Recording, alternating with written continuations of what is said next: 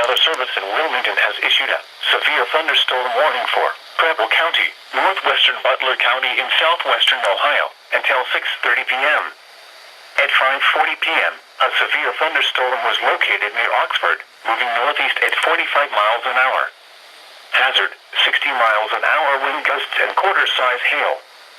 Source, radar indicated. Impact, hail damage to vehicles is expected. Expect wind damage to roofs, siding, and trees.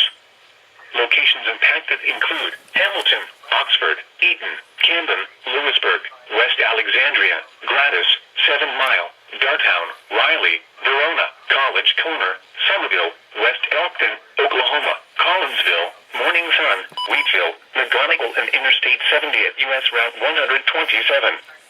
This includes Interstate 70 in Ohio between mile markers 9 and 17. For your protection, move to an interior room on the lowest floor of a building. To report severe weather, go to our website at weather.gov/ILN and submit your report via social media when you can do so safely.